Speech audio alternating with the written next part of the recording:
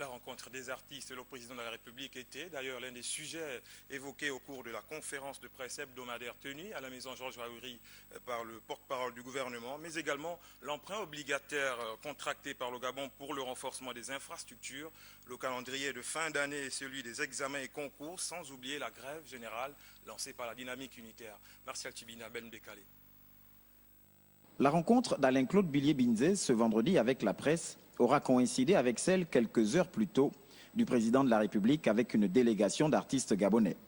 Occasion pour le porte-parole de dire les engagements du chef concernant notamment les droits d'auteur et la création d'une université artistique. Le chef de l'État, devant les artistes, a pris l'engagement de faire en sorte que dans les prochains jours, il verse lui-même une contribution personnelle pour aider au fonctionnement et au démarrage des activités du Bugada. Le chef de l'État a indiqué que dans le cadre d'un partenariat public-privé, l'espace cinéma Le Como sera désormais mis à la disposition des artistes pour y ériger un centre culturel gabonais mis à la disposition des artistes musiciens, hommes de théâtre, hommes de culture de façon générale. De même qu'il a rappelé qu'il a pris sur lui l'initiative de créer au Gabon la première université africaine de musique. De même, dans le cadre du renforcement des capacités infrastructurelles, dans l'optique 2017, le Gabon a contracté un emprunt obligataire. Le Gabon lance un emprunt obligataire pour le financement de travaux importants. Il s'agit de travaux d'électrification et de desserte en eau potable des villes de Libreville, Franceville, Port-Gentil, Oyem et Bitam. Il s'agit sur Libreville de renforcer ce qui existe déjà et de faire en sorte que les populations accèdent de plus en plus à l'eau potable pour mettre fin aux carences observées depuis là. Il y a également la réhabilitation de structures médicales publiques à Oyem et Bitam, la sécurisation des réseaux électriques et de télécommunications de Libreville, Franceville, Port-Gentil et Oyem, les travaux d'aménagement urbain, l'assainissement des bassins versants de Libreville et Port-Gentil, et enfin la construction et l'élargissement des routes dans les villes de Franceville, Port-Gentil et Oyem.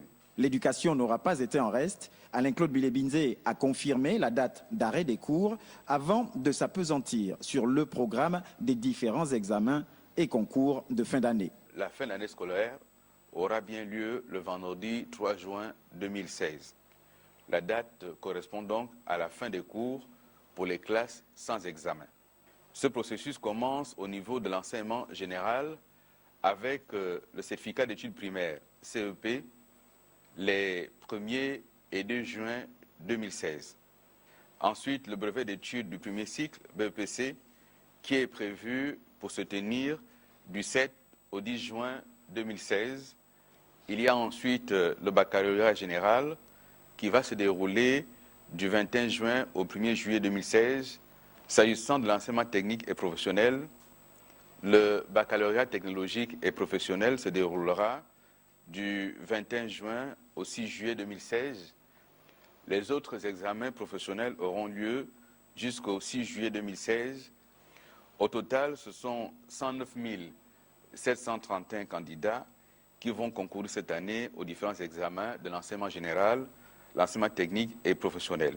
Quoi de plus normal alors que d'évoquer la grève généralisée appelée par la dynamique unitaire, une grève peu suivie, a précisé M. le porte-parole, tout en la jugeant inopportune, pour des raisons qu'il aura tout aussi énumérées. Le gouvernement a jugé que c'est une grève inopportune dans la mesure où les 4 points de revendication sont en cours de traitement par le gouvernement.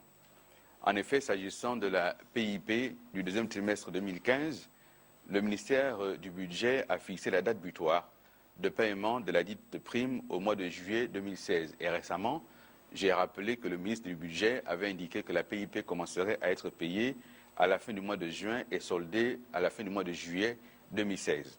De la poursuite des manœuvres médico-militaires à la seconde révision des listes électorales, en passant par l'inauguration en début de semaine prochaine du CHUL, l'ancien hôpital général, sans omettre le lancement de Gabon 24, Alain-Claude Billié-Binzé aura fait le tour avant de se prêter au jeu de questions-réponses des hommes de médias.